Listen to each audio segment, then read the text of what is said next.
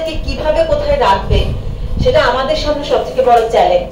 17 বছরে সবথেকে বেশি স্ট্যাবলিশ ছিল হাসিনা সরকারের আমলে, যেটা সবথেকে বেশি স্ট্যাবলিশ ছিল সেটা হচ্ছে দমন করে রাখার যে সংস্কৃতি সেটা, এবং দমন করে রাখার জন্য ওদের একটা টার্ম ছিল, সেটা হচ্ছে স্বাধীনতা বিরোধী যে টার্ম। সেটা স্বাধীনতা বিরোধী টার্মটা মানে এমন না যে আপনার 14 গোষ্ঠীর কেউ হচ্ছে মুক্তিযুদ্ধ করছে কিন্তু আপনি হাসিনা সরকারের বিরুদ্ধে, আপনাকে স্বাধীনতা বিরোধী বলা হবে। এমন না যে আপনার হচ্ছে 14 গোষ্ঠীর কেউ একজন স্বাধীনতা বিরোধী ছিল, মানে নট নেসেসারি যে আপনার বিরোধী থাকতে হবে, আপনার বাবা দাদা কেউ একজন বিরোধী ছিল এই জন্যই যে আপনাকে স্বাধীনতা বিরোধী ট্যাগ দেওয়া হবে এরকম না।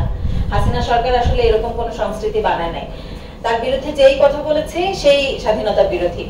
এমনকি হচ্ছে মুক্তিযুদ্ধ পরিবারের সন্তানরা তাদেরকেও স্বাধীনতা বিরোধী ট্যাগ দেওয়া হয়েছে, এটা খুব কমন ছিল।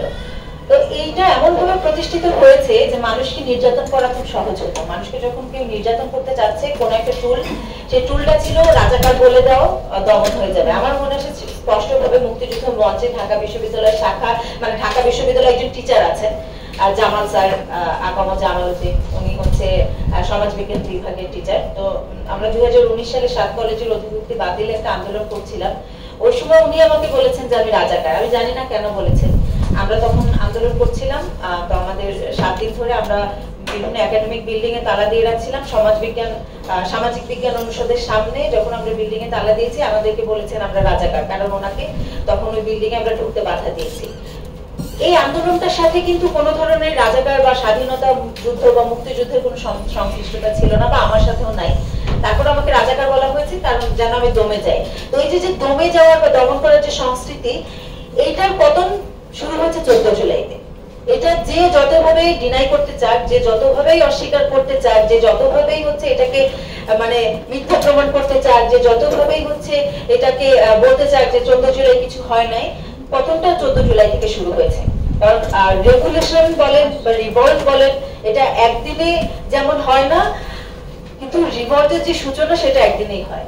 এটা 14 জুলাই ছিল, এবং 14 জুলাই সূচনাটা কাদের হাত দিয়ে হয়েছে? ঢাকা বিশ্ববিদ্যালয়ে অবস্থানরত নারীদের হাত দিয়ে। কারণ ওই 14 জুলাই যখন হল ভেঙে নারীরা বের হয়েছে, পুরো একটা স্টাবলিশমেন্ট এত বছর ধরে 16 বছর ধরে আস্তে আস্তে করে তৈরি করা যে স্টাবলিশমেন্ট, পুরো স্টাবলিশমেন্টটা গুড়িয়ে দিয়েছে। কারণ এতদিন পর্যন্ত এটা বিরোধিতা করেছে কারা?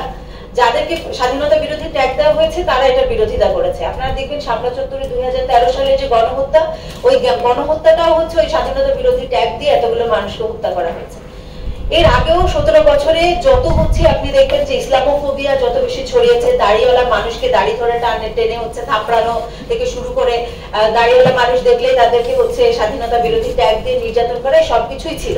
মেন হচ্ছে আপনি দেখবেন যে প্রগতিশীলতার রাজনীতির কথা যারা বলে, বিভিন্ন রাজনৈতিক দল, আওয়ামী লীগ বাদেও বড় বড় যে রাজনৈতিক দলগুলো আছে তাদেরকেও স্বাধীনতা বিরোধী ট্যাগ দেওয়া হয়েছে। এবং খুবই আশ্চর্যজনক হলেও সত্য যে এই 24 পরবর্তী সময়ে তারা এটা নিয়ে এত বেশি সোচ্চার না।